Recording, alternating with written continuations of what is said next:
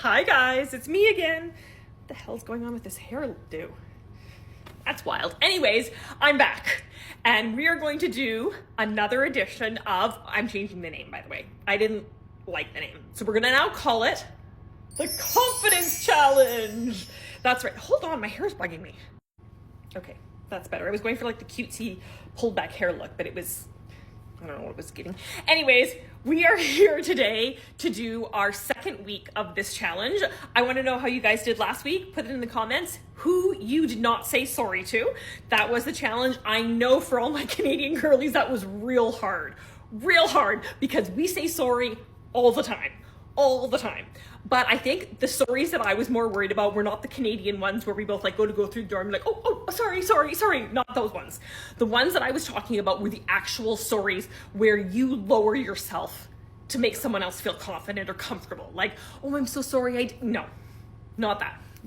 I'm so sorry I didn't finish this work in time. It was, unfortunately, I did not have enough time to complete the task. Those kinds of situations. So I hope you did good in them. This week's challenge is going to be a little bit different, but I still want you to keep trying to do the no sorries, okay? So no sorries and this week's challenge. Okay, so this week's challenge is going to be disagreeing out loud. We all know that we do it a million times a day in our head when we hear something and we're like, no, but we don't say anything out loud. And I'm going to challenge you to say it out loud. We are going to spend the week disagreeing confidently. Now, this can be something really tiny. It doesn't have to be a huge discussion that turns into something big. It can be a tiny little thing.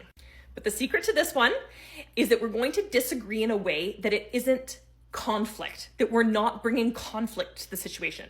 So we're going to stay nice and calm and emotionally regulated, because people that get big and loud and aggressive, they are not emitting confidence. They are falling apart and they are not emotionally regulated, and everyone else around them can see that. The people that are staying quiet, calm in what they say, and confident in how they say it, those are the ones. You know it. Okay, so number one, the example I'm going to give you is for if you're hanging out with your girlfriends. You know, there's like 3 or 4 of you and you're at a park and the kids are running wild and you're just like doing your mom thing, sitting there.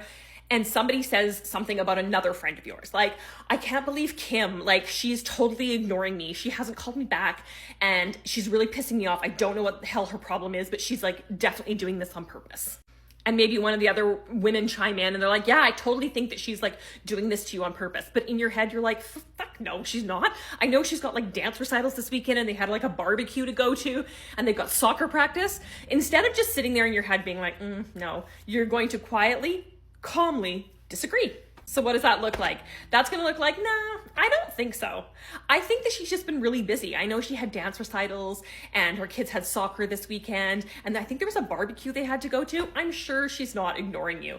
I think that you'll find that she'll probably end up texting you next week and do the whole, oh my gosh, I'm so sorry thing. It doesn't have to be a conflict. It just has to be a disagreement. You think something is different than the way somebody else thinks. Okay, a workplace example. You were sitting around the boardroom with a bunch of colleagues and you're reviewing why this month's project has not gone the way you had hoped it would, and you have not produced the revenue you were hoping to produce. So you're sitting around and Zach, of course, because Zach jumps in all the time and doesn't shut the fuck up, is going off and giving examples about how if he was doing it, he would have done it this way and it would have been so successful and blah, blah, blah, blah, blah, blah, blah. And you're in your head thinking, no, that's not the case. We tried all these things that we thought were going to make us successful and they didn't. So instead of just sitting and listening to Zach listen to his own voice, you can gently interrupt and say, actually, Zach, I don't see it that way. It's a calm, it's not a conflict type statement. You're just kind of shutting Zach up from continuing to talk, and you're pointing the focus and the direction onto you. So you don't agree with Zach. You think he's a fucking total twat, but you don't have to be aggressive in it. A simple, I don't see it that way, is fine enough. You've made your point. You've said that what Zach's saying is not what you believe, and you haven't done it in an aggressive way whatsoever.